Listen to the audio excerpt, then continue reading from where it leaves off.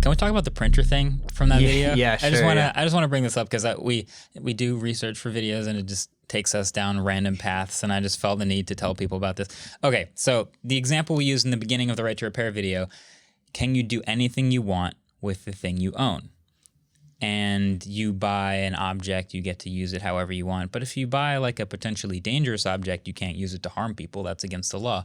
But like, what if you just buy a printer? You can just do whatever you want with the printer, right? You can put it on whatever table in any room you want. You can plug it in any outlet you please. Like no one's going to stop you. Connect it to any Wi-Fi if it maybe. feels like it. Potentially. But you get it working and you can just go ham, get whatever paper you want, print on napkins, print on regular paper, print red, white, and blue, whatever. I wouldn't suggest napkins. Yeah, I wouldn't suggest it, but like you can if you want to. But if you try to photocopy money, currency, legal tender, it actually won't let you do it. Or print either. Or print it at all.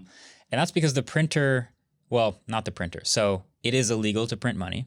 And so the printer companies have built in a way of recognizing when some sort of legal tender is being printed or photocopied. There's actually a really specific dot pattern that has a name that appears on many major currencies. And they're all like, you can find it on the dollar and the euro, and every like piece of paper money has this dot pattern, and you can just put that dot pattern on a piece of paper and it won't print it. So if you try to photocopy some money, like some printers will throw up an error message on the screen like, I won't do this. Some will get halfway through, then see the dot pattern, then blank the rest of the page. So you get like half a dollar bill. It's really interesting seeing this happen. But this isn't because like there is some physical limitation of the printer. This is something that you bought, that you own, that is perfectly capable of doing this thing, but they're not going to let you because they don't want to have that liability on themselves. Somebody printed money with an Epson printer and now Epson looks bad. So I don't know. That's just like a random quirk of like the ownership. Like we all think of ownership as being able to do whatever you want that it is physically able to do. And if you're able to repair the thing, physically speaking, I'm just going to do it. No one should be able to stop me.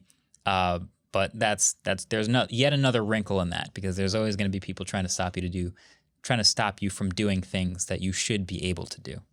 Yeah, it's funny. That photocopy thing actually even transcends to a lot of photo editing software. I tried to open a $10 bill in Photoshop, and it throws this random error code that references this law from like the 80s or something. Yeah. It makes perfect sense. Like if you drag a PNG of money into Photoshop, it goes, I'm not touching this. You can't have this in a layer. It's funny because we were doing a video on a $300 phone, I think, and I had $200 bills. For the thumbnail, I needed one more, and I was like, all right, we'll just Photoshop, like we'll just copy another one because I can't print money, obviously, so we'll just make another one. And we couldn't even do that. I forgot how we actually figured that out. I don't remember either. Yeah. But that's just such a random, it's a great niche. Yeah, no, I mean, that's a whole nother angle to Right to Repair too, is like the ability to do whatever you want with the things you own, right? And I think that's what these the farmers are angry at. There's a lot of people who, there's these stories about people who put the autopilot stuff on their Teslas, and it's like they shouldn't be doing that, and the car gets mad at them, and then Tesla doesn't want to be liable when people hurt themselves. But then you were talking to Simone, right? And she said that like, yeah, the project got so much traction that it would like look really bad for them to go after me. But it's also like, I remember scheduling a service appointment because I had some software issues, and the service tech before I came in called and was like, hey, I know who you are and I know what you've done to your car. And I was so freaked out that I actually didn't go. And it's kind of weird that like you're scared of a company punishing you for doing something with their product. Simone's story is interesting. So if you haven't seen what Simone did with her Model 3, which she still drives, by the way, which is amazing, she took the back half off of it and turned it into a pickup truck. Like, I still get alarms going off in my car being like, hey, your seatbelt in the rear seat isn't plugged in. And I'm like, there is no rear seat. That's what you don't know. And the project is great, and they wanted to keep as much of the structural integrity of the original Model 3 as possible. But like, you see that thing driving around on the street, and you're like, I've never seen anything like that before. It's so cool. But when you go to that length to modify your car, sawing off beams and like putting other truck parts in there, obviously that's not covered under any sort of warranty. Not only that, but it'll probably be strongly discouraged by Tesla. And whenever something happens to a Tesla that is against their like terms of use, basically, they have every right to shut that car off of software updates, to blacklist that car's VIN number from supercharging, to do whatever they want to essentially discourage the continued use of that car, and also probably safety. They didn't do any of that with Simone's car. They still let her supercharge. She still gets software updates. The only thing it does is it keeps pinging her to buckle the back seat of the car, but there is no back seat of the car.